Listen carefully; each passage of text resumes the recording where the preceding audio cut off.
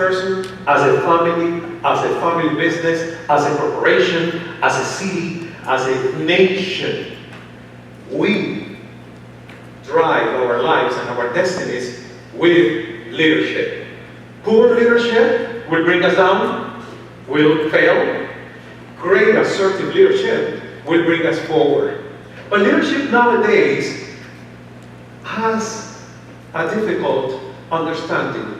Why? Because we're talking about hardcore skills. Like for instance, in your industry, I know that the legal, financial, the management areas are the hard ones. And sometimes the behavioral science about how people act are considered in the gray areas, gray areas of human behavior. But today, more than ever, the inner world is so decisive and important how we contemplate and how we actually behave in the outer world. That's why our model is like a double model. Mindful is inner empire.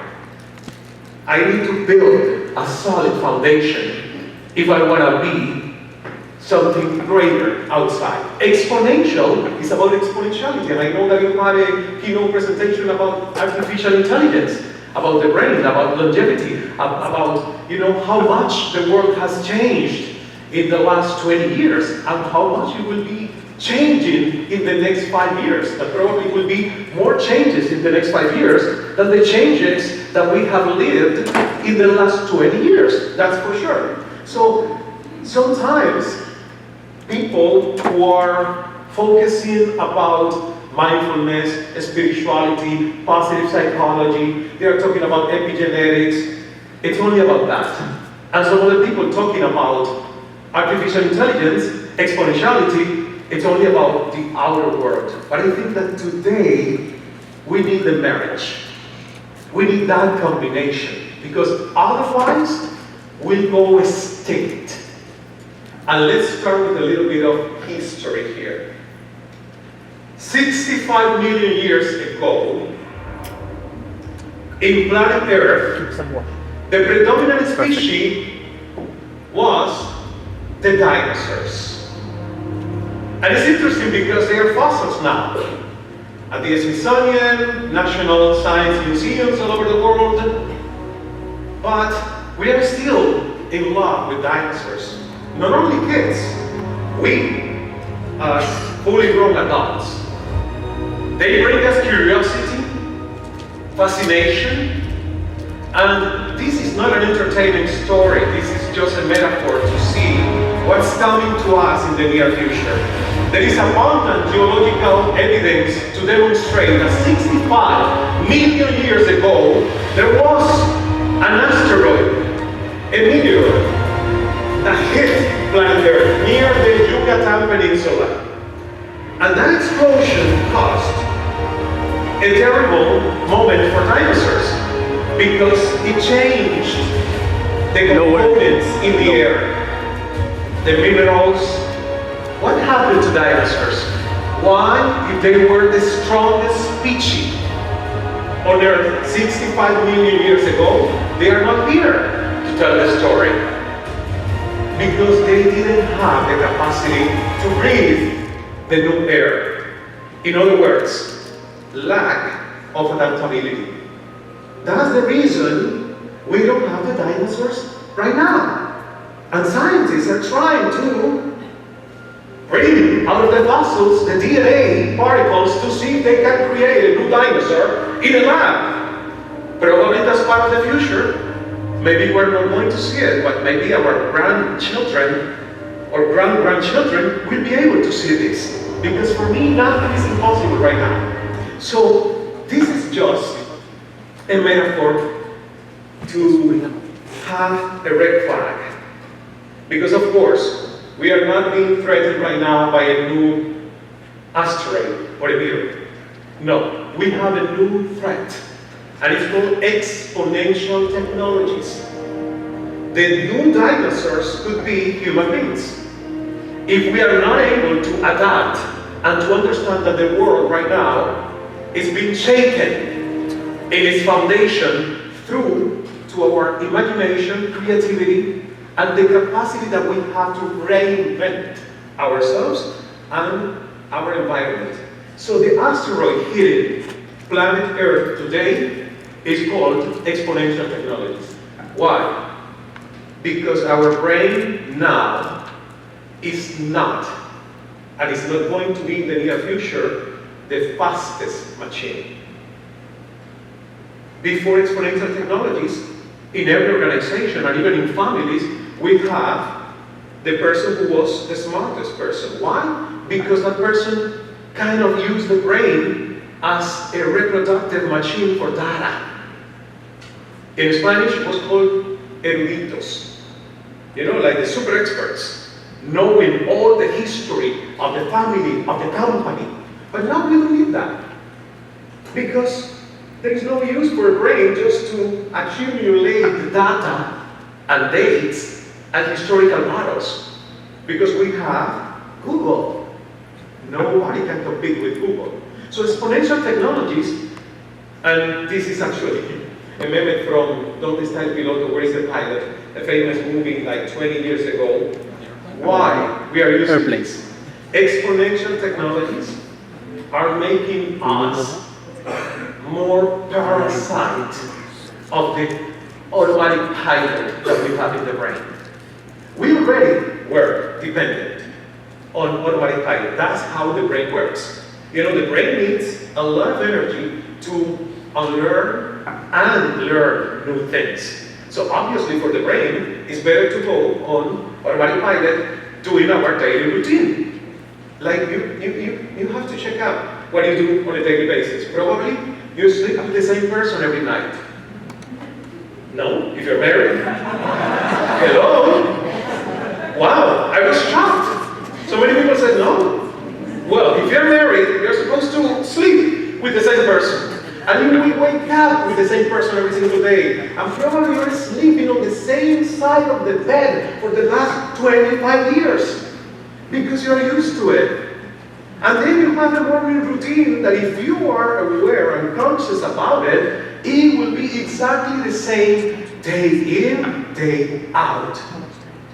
95% of the time, we are acting on what we already know and do with ease.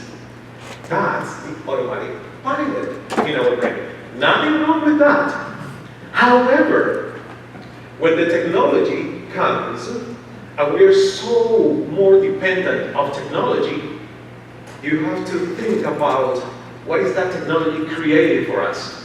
Is it helping me to become more aware, more independent, healthier, wiser, smarter? Or that technology is bringing me a massive distraction to my life because I'm depending so much on that instead of going inward to know what's the technology that is driving me from inside. And let's talk about education, okay? Education, even now, only few schools or public systems have introduced mindfulness, positive psychology, emotional intelligence, epigenetics into the curriculum. Only few of them. So education for our generation, that I see Generation X here, baby boomers, and probably some millennials in the room. I don't think that I have millennials here. Oh, some millennials. Okay, good, great. So we have 4 generations in this room. For my generation, Generation X, I didn't have any tool to know me better, to search inside, to know that the greatest computer that I have and I will ever have is not the iPhone, the iPad, or a laptop that came later, that came second. My best computer is my brain.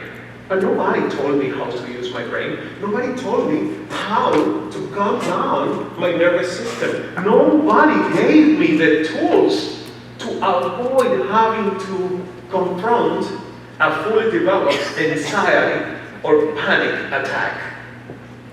Okay, but we are living now in a situation, and this is my second time talking to your industry. The first time was at Padres e Hijos. I don't know if you know about Padres e Hijos. Padres e Hijos is the congregation that Carlos Slim and the 100 most affluent families in Latin America created to have an annual convention to bring experts about multi-generational challenges for the association in their businesses. In 2015, I was invited in Punta Cana by the Cisneros family to speak in front of them. And it was very intimidating. So this time I'm less intimidated. It's the second time. Yeah, because I had Carlos Slim taking notes, and I said, is he thinking about the next business plan, or he's taking notes about what I'm saying? I didn't know. And the former king of Spain, Juan Carlos, was seated next to Carlos Slim, so it was really a very intimidating role, I think. So what I'm saying is that I brought that to them, and it was a new topic for the conference. They never had. Like mindfulness, the power of listening, positive intelligence, or emotional intelligence, and it was kind of very controversial among the audience. I could tell that. But I know that for you, it's easier to get this, because during this conference, you have done some meditation, yes or no? Yes, you have done some meditation. Some people have already talked about artificial intelligence and the challenges that they are bringing to our coexistence with those machines or softwares. So I want to do an experiment with you. I just want you to look at a person next to you and tell that person with a smiley face, you look better in person than on your LinkedIn profile. Tell that to the person next to you. You look better in person than on your LinkedIn profile. Good. Great. Awesome. That's a good compliment. Because a lot of people are now more preoccupied about how they look with the filters they use for Instagram than the real picture of them. That is you when you walk. You know? So this is really good. We are in a very good point with you. This is a question that is really easy to answer. And actually it's kind of playing with words in English. Is your mind full at this moment, or are you mindful? Mindful is that your mind is full with past. I had so many things in the past that I cannot get rid of them. They are still here. And this is normal. A mind has, on average, 80% of thoughts are recycled thoughts. From yesterday, the week before, 2 weeks before that one. So 80%. That's why if we don't clean and go with the thoughts to the recycling bin, they will be coming back. That's past. Our mind sometimes tends to be filled with too much future, but not in a positive way. Because if you're telling me that your mind is filled with enthusiastic thoughts about the future, and really great anticipation because you can't sleep, because you're so happy about the uncertainty that is coming to you, I will say, you're a genius. You're a futurist. Only 10% of the human population has a futurist mentality. Only 10%. 90% of humans have a past-present mentality. It means that the majority of us take decisions looking back into the past. Only 10% of humans will make or take decisions looking to the future, because in the future is the unknown. But because they have created the future already, they have something to look at. So it's 90% in the past, 10% in the future. And the other state of mind right now is, well, I'm listening to you, my brain is on beta waves, so I'm alert because I'm trying to pay attention, I'm concentrated. Paying attention is a voluntary action that we do when we want to learn or concentrate on something. It's our chosen attention on an object, a topic, a person, a thought, a reflection. So being mindful, I'm kind of alert, but nothing is really bothering me right now. I think that I'm alert, but serene. So I want you to close your eyes just for 5 seconds. I'm not going to teletransport you out of this room. Only 5 seconds. And scan your mind just to see what's the speed of the thoughts running through your mind, that you can self-evaluate how you're feeling right now. Okay, gently open your eyes. Raise your hand if you think your mind is full of thoughts, full of worries, future, anticipation, things undone. Don't worry, it's normal. I mean, nobody's judging here. Okay, great. Raise your hand if you, surprisingly, got your mind being mindful. I mean, alert, but quiet, serene. Raise your hand. Oh, the majority here. That's amazing.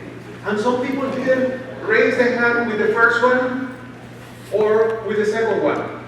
Sometimes in some audiences, I think it's due to arthritis.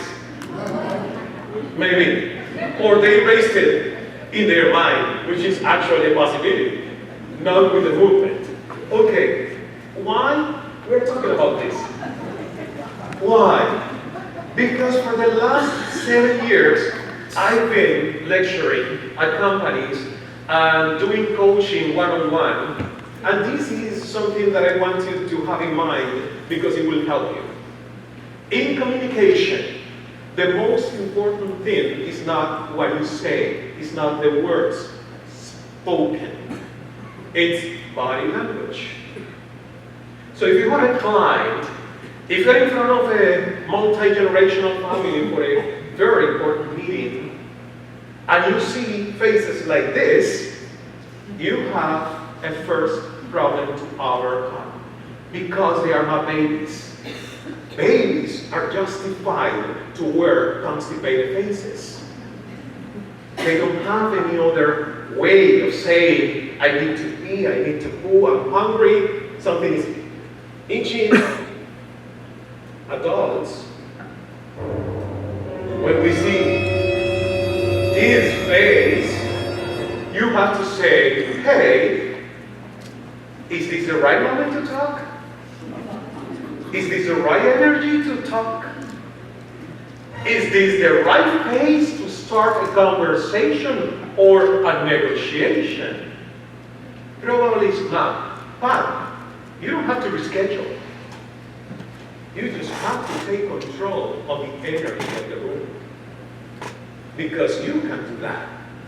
You can take control of your energy first, and then you can take control of somebody else's energy as a second step.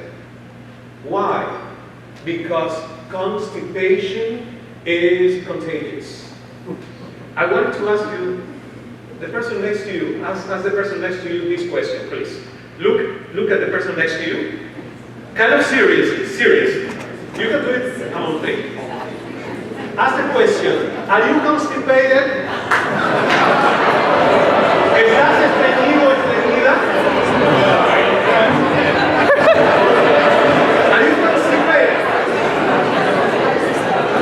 If you get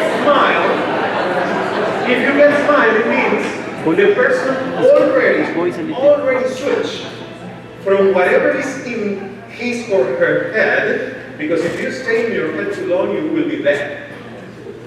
So that person already made a switch. But I have a second question, that I call it an express laxative. And the second question is, how can I help you to evacuate? You know why I had to do this? Because I get paid all the time, very good money, to speak to audiences in the corporate world. Somebody pays at the HR department But people in the audience, they are there sitting because somebody told them, you have to be sitting here. They are not interested, they are not engaged. If I don't take care of the energy of that room, my message is not going to be useful, effective, assertive. So the last side started with the banks, the financial world. And I think there are some people here working with finances. I don't know how, but it's one of the industries that I've seen the most constipated faces ever. And I don't understand why, because you got money. So what's missing? You got money, you're working with families with money, but the face is so tense, so close, so constipated. I say, oh no, this is not good. So I have to do this. Why we have to do this? Because we are always talking to ourselves. We are always having an internal dialogue.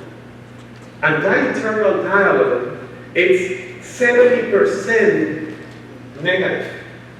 We are talking, and this is research. This is not something that I came up with. No, this is research. We are talking to ourselves nearly 14 hours per day. That's actually more time than the productive hours of our day. We're supposed to work 8 hours per day. Sometimes we work more. So 14 hours per day, we are having a conversation with ourselves. We have to be careful because sometimes we forget that we are listening in the inside. And if we say, this is going to go wrong, this is not going to happen, oh my God, look at their faces, they are not open for this, you are talking to yourself, you are reinforcing the energy of a bad start for a communication transaction. I am a constipation, spiritual, emotional constipation expert, and I had to research why I inherited the constipation. So I looked back at my parents' wedding. My mom, my dad, they were signing the I do forever until death. How did they say? I never signed a paper like this, that's why I don't know.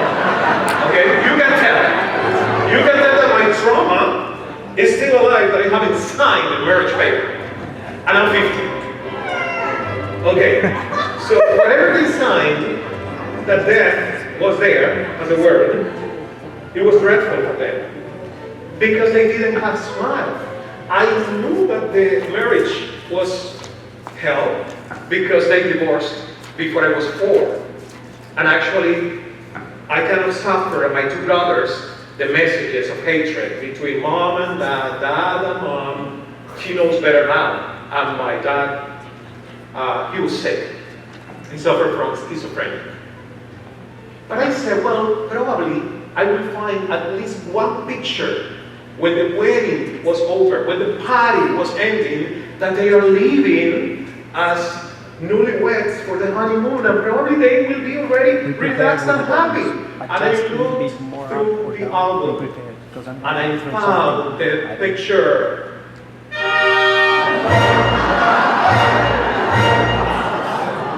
And then I said, well, this is worse than a Mexican telenovela. I can tell that my mom didn't have fun, at the wedding night. And then I said, look at this picture. And she said, oh, I wanted to get out of there. I wasn't enjoying myself. That was totally bad. And I said, well, that's what the picture shows. And then, this is me. Few pictures of my early childhood. Do you see smile? No. This is another picture when I was 15. I kind of tried to have the Mona Lisa smile, but I couldn't really. When I was 15 years old, I had to visit the psychiatric ward at the hospital where my father was hospitalized after being given electroshocks because he suffered from schizophrenia. At 15 years old, I had to make a decision with myself. And I asked God for salvation because I didn't know what to do. I said, I know that my family has a serial history of suicides. My grandfather My father's father committed suicide. He hanged himself. My aunt, when I was a teenager, committed suicide, same method. My father tried to do it, but he only had one arm. He lost his left arm when he was only 8 years old. And then I realized, oh, well, God took his arm in order to give me life, because he already tried and he couldn't succeed. So the thing is, we all have inheritances. And I always joke at a meeting like this that I didn't have any material thing to put on a paper from my family. Nothing, not a house, no $100. No, it was only spiritual learnings. But I had to inherit this karma of suicide, the ghosts, and the fear of losing my mind and not having many reasons to smile. That's why I got to the point of finding mindfulness. Mindfulness saved my life. Mindfulness saved my brain. I'm not talking here about something minor. I'm talking about being one of 3 and being the only one who, after being 15, that I had a psychiatric treatment. I was the first one with an outbreak of something, I don't know if it was early schizophrenia, whatever it was. They couldn't diagnose. But I'm the only one now out of the 3 brothers with a functional brain and out of medication, out of any formal diagnostics for mental or brain disorders. Why? Because out of desperation, I said I need to understand, how can I optimize the brain? How can I optimize my mindset? Because it was negative. You know, at the point of 2 people talking over there and me thinking that they were talking about me. That's paranoia. So it was badly to that extreme. So I said, I have to save myself. Out of desperation, I started finding techniques, like breathing. Nobody told me this at school. That you don't need Xanax. You don't need Prozac. When I had the show at CNN en Español, it was really interesting because I interviewed so many people. And sometimes those people were like this. And somebody told me, this is the greatest businessman in Ecuador. And I said, well, for me, it's not a success. Because I know that his business is taking a high toll to his health. So you're not a great business if the only thing that you have is outside. You have no control of how you respond. You have no control how you manage emotions, crisis, how you create actually tranquility when there is turbulence around you. And that's why I brought mindfulness, and I want to give you at least 2 or 3 techniques that I use daily instead of being medicated. Because I have a phrase that I think is useful. Of course, medication is important, and sometimes you have to take it. I'm talking about controlling certain things that you can do by yourself because you have the drugs inside. You just have to do a little work instead of easily taking the pill down. I have that phrase that says, every time that I can, I will choose to be meditated instead of medicated. Meditated needs a little time because of course I need to work on a 10-minute meditation before I leave home. Or if I feel that my mind is totally foggy, I will need to stand up, go through a hall and breathe. If I don't want people to see me breathing and judging me, that I don't care at this point, to tell you the truth. I don't care, but before I care. So 2 minutes breathing, a 10-minute meditation, practices that will change your life, and you will feel that obviously you have no control what enters your mind. This is the computer, but you will have more control of what happened next. when that thought enters your mind, when a stimulus from outside is not, pleasant, it's a contradiction to your mental map, you will know what to do next. So breathing is the first step. It's the stepping point to controlling our operating system. How many people do breath work? Awesome! Like, probably more than 50% of the room. Does it work for you? Stimulation. Do you take medication for anxiety? When it becomes a subject. No. Is breathing your medicine? Stimulation. Running and breathing. And when you're running, you're exercising and you're breathing. And that's a very good active meditation process. Running is one. Yoga, Pilates, even doing weights could help because it will create what you need in your inner pharmacy to restore the wellness cocktail inside our body. Let's do a simple breathing exercise. Please stand up. This one is called Sohan, and it's an introductory exercise for Qigong. Qigong, it's a very ancient. It's not a martial art, but it came from Kung Fu. But now it's not about fighting, it's about breathing, and it's about meditating while we are active. So we'll place our hands like this, palms up, and important, your feet, yes, like kind of in balance and harmony with your shoulders. Not too wide, not too narrow. Your knees, please unblock them a little bit. So you are allowing your chi, your prana, your vital energy to flow. And it's going to be very easy. We're going to use the nose for inhales, and we are going to use the mouth for exhales. So you can watch me first. It's going to be like this. Inhale. You can stand up and do it too. At the end, we'll bring smile for no reason. Pass it. No reason. Stand up. People say, why do I need to smile? Because you're alive. You're not a dinosaur. You're not a fossil yet. So celebrate while you can. We don't have to have a reason to smile. Why? Because we are hacking the brain. The brain, when you smile, it will get the orders for, neurochemicals that will say to the blood, okay, he's feeling great, she's feeling awesome.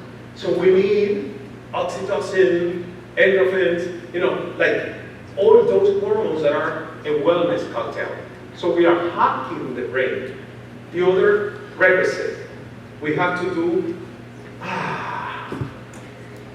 why? What do you do unconsciously when you have a crisis? When you have an argument, and suddenly that gets solved or resolved? You do, But you don't give the order to the brain.